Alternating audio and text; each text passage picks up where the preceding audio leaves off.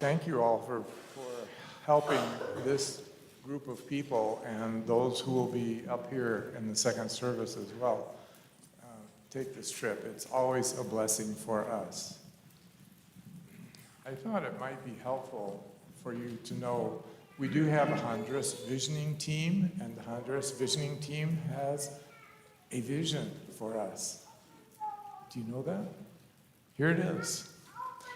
The mission of First Presbyterian Church seeks to come alongside our brothers and sisters in Honduras, both physically and spiritually, as the visible face of Christ shines through each other, both ways. The vision is to create and implement plans that build upon Honduran relationships that have been established and grown to date, that will allow a continued presence there through actual visits and overall supportive programs that build up our Honduran brothers and sisters. These plans will be communicated to the entire congregation to help you all, feel part of and the presence in our Honduran work. And I hope that we will help you feel that way this morning. Through implementation of these plans, we, First Presbyterian Church, and the Hondurans will experience unconditional love, celebrate God's grace, mature in faith, experience the transforming power of a Christian faith.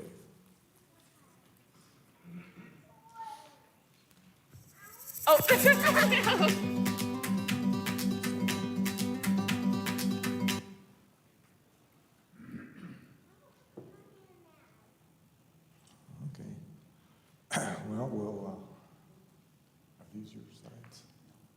Okay. This is one.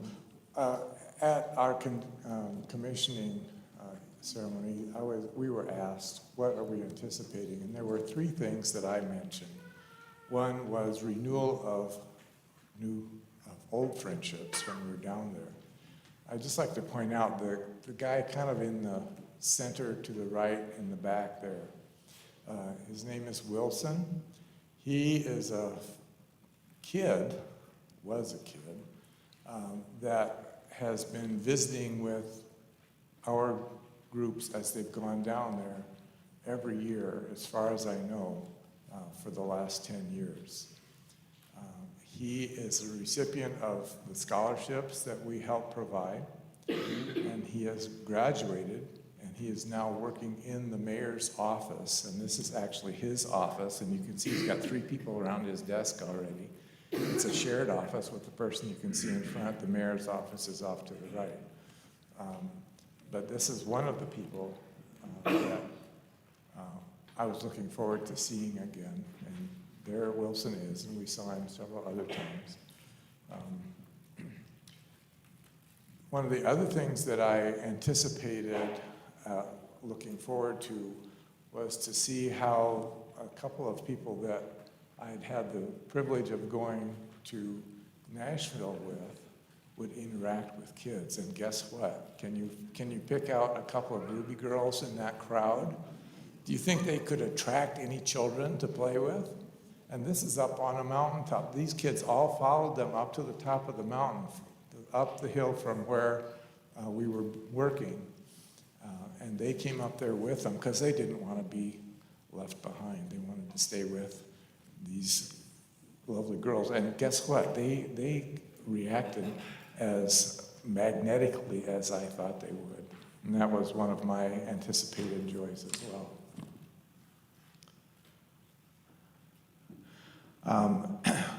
At each of our work sites, we would have an opportunity to hear a little bit about the community. This actually was a site that we didn't spend much time at. This is the last work day that we had. And in the background there is a fellow in a kind of a blue plaid shirt and a straw hat. His name is Eleuterio.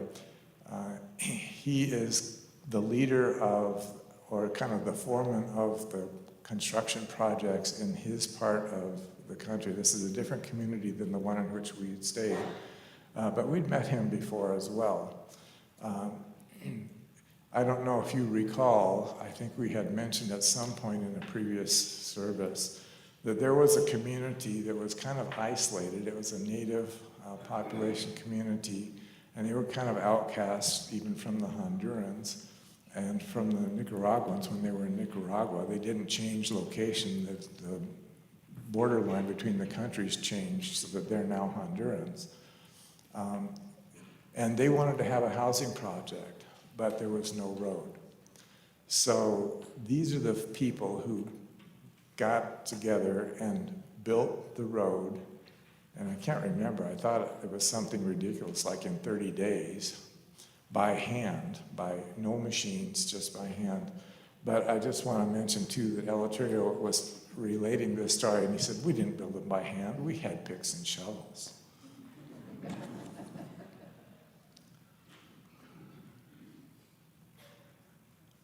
Okay.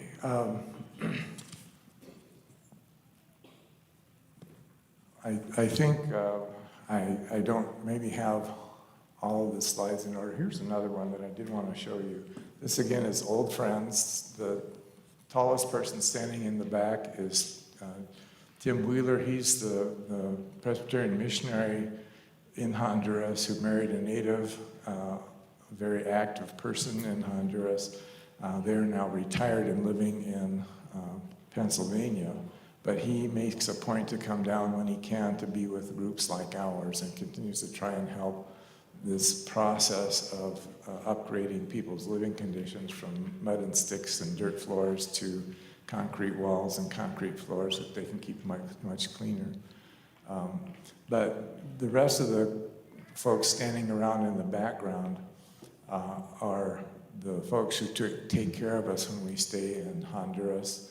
I'm not going to go through each one of them, but you'll notice that the tallest people, not, the shortest people in the background, those are our primary hostesses. And we have wonderful meals served in that room every day, morning, evening, and night, unless we're out on a site, in which case one of the people in that group helps make sure that the meals are prepared correctly for us on site for the noon meal. I don't really want to go on and on because there's lots more that you need to hear. But these are, again, examples of renewed friendships that we've had there, as well as many, many new ones. I'll pass the torch. And I don't know where your slides are. Buenos dias. So I want to tell you about two people that I met that had a profound impact on me. And the first one, we met on a tour of a small family-run coffee farm. And her name is Nolvia. She's on the right-hand side of this photo with the thumbs up next to Kate. Nolvia is a recent graduate of an agricultural engineering school in Honduras. She and her sister, who's next to her, and her brother are all college graduates, and they're taking over running this small family coffee farm. And what's amazing about this coffee farm is they're using the most modern of techniques that's regenerating the tropical forests. You probably know tropical forests in general are in trouble, and I'm going to be teaching a adult ed class today to talk more about that. But Nolvia is one of my heroes now because she's growing shade-grown coffee. She's regenerating tropical forests, and the coffee plants are in about her height, and the native trees are growing in the background. And this is more typical of coffee farms, where the entire forest is deforested and then coffee trees are planted, and it's not much of an ecosystem. So Nolvia we brought back a bunch of Nolvia's coffee. So if you're interested in buying ecologically sound, sustainable coffee that's regenerating tropical forests, I'd encourage you to buy some of Nolvia's coffee. And she's going to Skype in to my ecology class at Augustana next fall. and tell my students about the good things that she's doing. She's also organically uses compost and organic fertilizer. The other person that had a large impact on me is the young lady in the red dress. Her name is Darlene, Darling. She asked me if that was a common name in the United States. What's interesting is that in Honduras, unlike the United States, kids begin studying foreign language, all of them do, in elementary school and kindergarten. So Darlene and her siblings are studying English. The challenge is their teachers don't speak English, but yet they're continuing to teach this in the school because they feel it's important.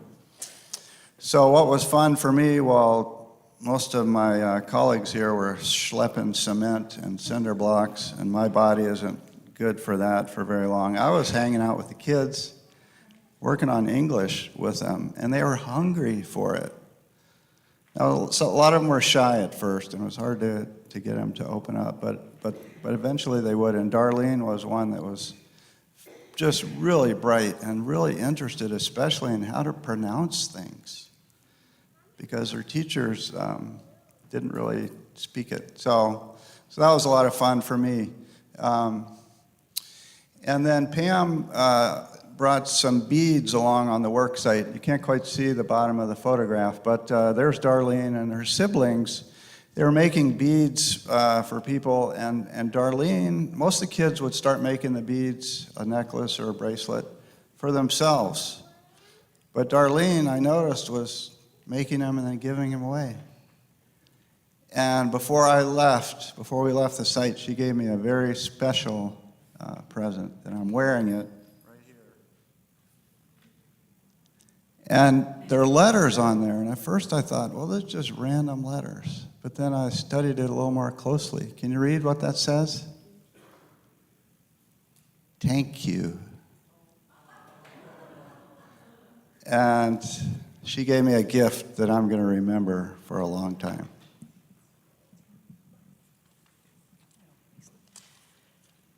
Thanks, Earl and Craig, for kind of really prefacing the trip. And some of the meaningful things that I got out of this trip was not only the children, but the relationships that were overflowing. One of my highlights, I guess, was when we climbed a steep incline to a hilltop in the mountain, and that's really where the poorest of poor live. And the sights are beautiful up there. But I believe her name was Martha or Marta. I can't remember I think it was Martha. Very spunky lady with lots of joy and lots of spirit, and just the joy of knowing she was going to get a house for her family. And she also cared for a grandchild who was visually impaired. And unbelievable how this visually impaired child, probably maybe 7 years old, would walk those paths up and down that incline. He helped us carry the wood from the former house to an area where we had to get rid of the wood to help clear way for the new foundation and everything else. But she was there pitching in every bit of the way, and we really were there just to walk with them. We weren't there to do their work for them, but to really walk amongst them and guide them. So it was a joy to do all of that with us, or with them. And I think John spoke deeply about this earlier, and I just think the beauty that they have is they have very few resources in contrast to what we have. And the love for the people surrounding them, their life is very rich, very full. And we come back here and see everything that we have, the materialistic things that we share and do. It's remarkable. And the love that they share, the way they talk about God in their life, and so open. It's amazing. And lastly, I just want to share that we joined a team towards the end of the week, and this team was Tim Wheeler, our Presbyterian Missionary Sisters Church back from Arizona. And they came, and they had a group that would bring medical supplies, and they would open up medical clinics at their work sites. Pretty impressive and very primitive of the care. I know Dr. Ruby was there, Susanna Spencer was there, myself, and Pam Epgrave were also at this clinic kind of helping out. And of course, we saw parasites and lice and those kind of things, and just general care specifically. But some of the kids that came in, and mostly it was women and their children, but as a nurse and caring for children, everything is weight-based for medication. And of course, they didn't have any scales. And one of the nurses was there, and she picked up this child. She had a cough, and she said, 12 pounds. So we based things on 12 pounds and went to the cough syrup and looked at it to see how much we should give to this child. So just an amazing experience, and I guess I would encourage others who have any interest in going and learning of the people. You would never regret it. Thank you, Pam. I just want to tell you that one thing I came away from Honduras was the genuine thankfulness, gratitude, and love that these people gave to us. One after, I think it was maybe the second day, we were on a cobblestone road, our team, we had 3 teams at the time, going up a road, and Pam was there and John was with us, and we were, as Craig said, schlepping cement into buckets for them to pour on their floor.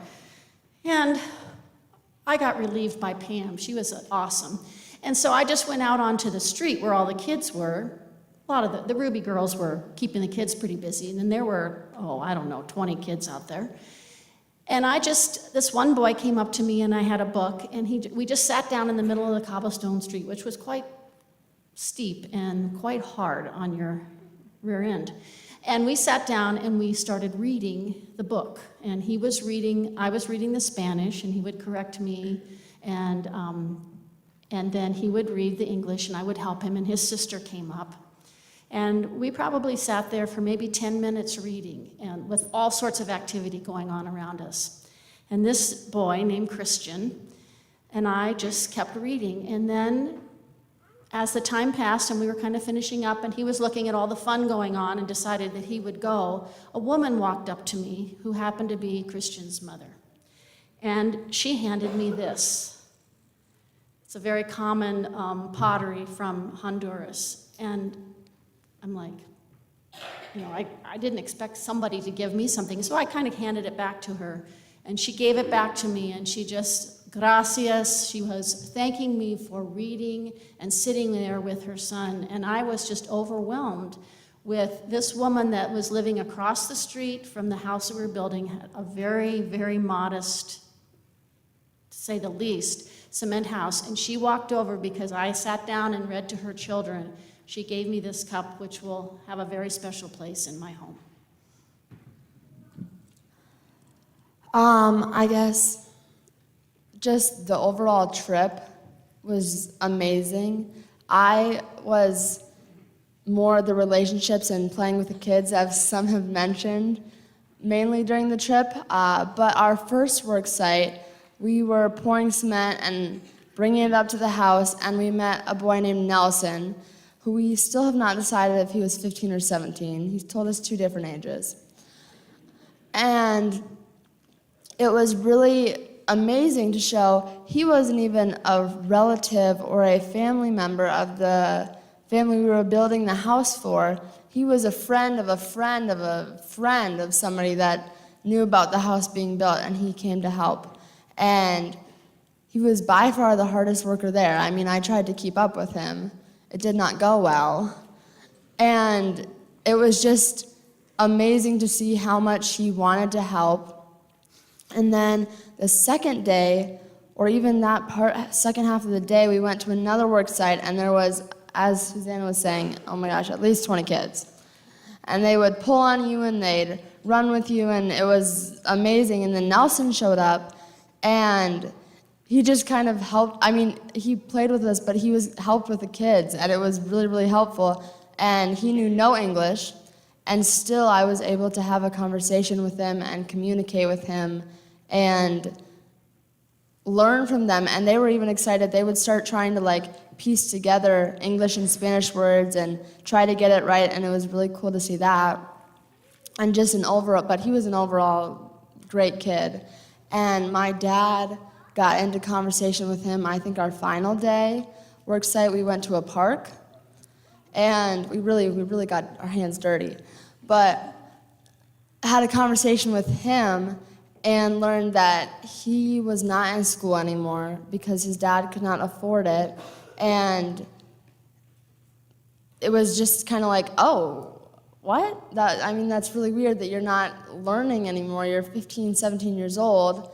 And then my dad asked, hey, so what are you going to do in your future? What are your plans? And he said, there's nothing to do. There's nothing for me to really go on to because of the fact that I'm not able to get an education. And he knew that he'd most likely be working or getting a minimal paid job, which is absolutely nothing there. And it was just kind of heartbreaking to see him have so much potential if you met him and not be able to really do anything with it because of the financial status and just the area that we were in. Those were the opportunities that were given. So that was really kind of got me. And then I was lucky enough to have my birthday there when I was there. And it was, you talk about love and just gratefulness. Juan Carlos, who was one of the workers at our second work site, found out it was my birthday. And I think within a minute, I had about 8 to 10 other people telling me happy birthday because he told the whole work site. And he told the whole work site 4 times. 4 times he reminded them whenever he saw me, hey, it's this girl's birthday, what are you going to say? And everybody would say, oh, happy birthday, happy birthday. And then he went and told the kids. And the kids, we saw them, I think we went, and then we went for lunch and we came back. And then every single time they saw me, oh, happy birthday, happy birthday, happy birthday. And it was just a joyous amount of love, and I couldn't have imagined anything better. It was the best birthday I've ever had. And then I come home, we go back to the house that we were staying at, and they've made me the biggest cake I have ever had. Sorry, Mom. Ever had. It was 2 layers, it was delicious, and just, they don't know me, they've never met me, and the fact that they were willing to put that much work and effort into it was really just, again, showing how much love and gratitude and thankfulness they have for you, and they haven't even met you. And again, as I think John was saying, they never said, oh, thank you for helping us, thank you for doing this. It was thanks to God that he came, he brought you here. Thanks to God that you got here safely. We were praying for your flight. And never, thanks for building our house. They never talked about themselves or what we were doing for them. So that was really cool. Well, when I think about this trip, I often think of my thoughts going into the trip and then what my thoughts were after the trip. My thoughts going into the trip, I've shared with some people. Again, my wife gave me a hard time, oh, is Brad really going on this trip? Is he really going to do this? And blah, blah, blah. Lots of people that know me know I would not normally take a week out of the clinic to do something I'm a little unfamiliar with. But I was very optimistic. The trip was going to be meaningful in many different ways, and it was. I was a little pessimistic going into the trip about what could a group of 15 people from Presbyterian Church really do to these Honduran people that, again, they are lacking in many material things and houses over or roofs over their head and cement floors under their feet and educational opportunities.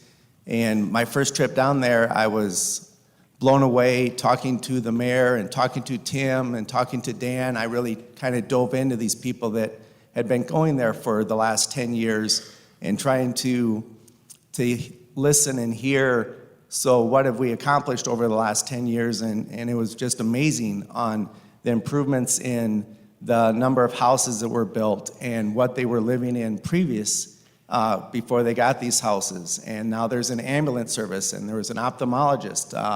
Vision is a huge thing down there, and they, I think in March, are opening up some type of an eye clinic down there. And the educational opportunities through the scholarship that the church is involved in. It's $100 a year to put a kid into school. And I talked to Olivia.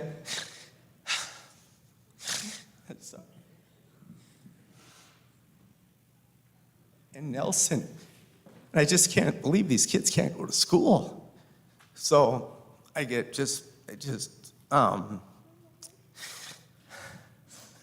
sorry. I want these kids to be able to go to school and have a chance. And seeing this, what we've done, I mean, we are giving them a chance at better housing, at education, and more dignified life, not living underneath a tarp. And it was amazing. And then just with my kids was great.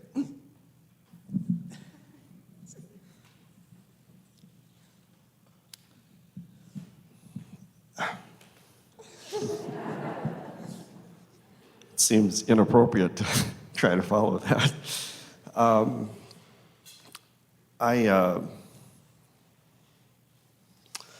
I will try not to embarrass you, Olivia, but I want to piggyback on the story of her birthday. It was our second day at that work site, or it was actually 2 work sites that were just a few houses apart, and it was the same people helping each other build houses.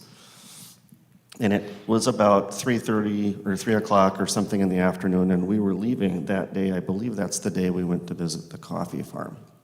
But I was in the back helping schlep cement, and I walked out to the front, and it just happened, Olivia was walking out at the same time, and we had said our goodbyes to everybody, and there were hugs and handshakes, and there was, this kind of stuff going on, and we were both kind of trying to choke back the emotions, and I said, wow, I turned to her and said, that was a lot harder than I thought it was going to be. And she said, oh yeah, is the cement work really hard? And I said, Olivia, I'm not talking about the cement work. And she said, I know. And so I gave her shoulder a squeeze, and she gave my whole shoulder a squeeze, and we didn't really need to say anything else. What I will remember from this trip is not so much the schlepping of the cement, although that's important, but it was the relationships. And it was really 2 different kinds of relationships.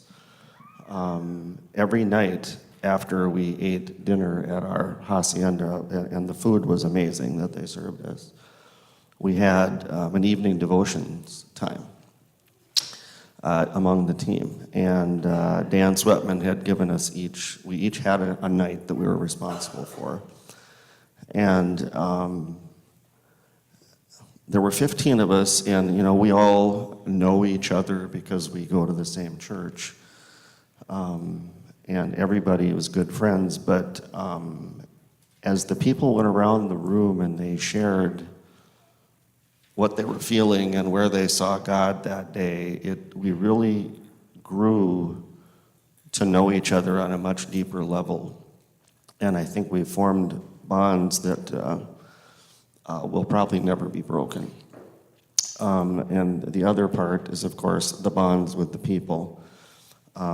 Earl mentioned the Honduras Vision Team. I actually went to their meeting last Thursday night, and the first item on the agenda was, okay, for those of you who went, how was it? And I remember telling the team, I've been trying for 2 weeks to come up with the right adjective to describe my experience, and I still haven't been able to come up with it. And it is just my hope and my prayer for all of you. I know not everybody can go to Honduras, I understand that, but it is my hope and prayer that for every one of you, that at some point you will be able to experience that sense of community that we experienced down there, the pure love and acceptance and the sharing of the peace with each other, it's something that is really causing me to rethink a lot of thoughts. You can teach an old dog new tricks, I guess is what I will say. So thank you for supporting us. Thank you for your prayers. Thank you for supporting this ministry. I am telling you, it is one of the most important things that we do. Our mission team.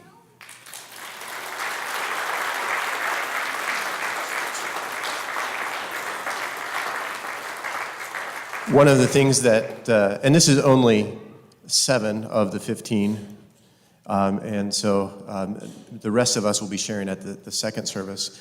One of the things we got used to doing is waking up every day and the plan for the day changing from what we expected it to be. And so we're going to experience that with you right now. So in lieu of singing the hymn that is next in your bulletin, just imagine you're in Honduras. This is our plan for the day, and it's changed. I'm going to go back and share with you just a few pictures so that you can get a sense, a visual sense of what we shared. Oh, no.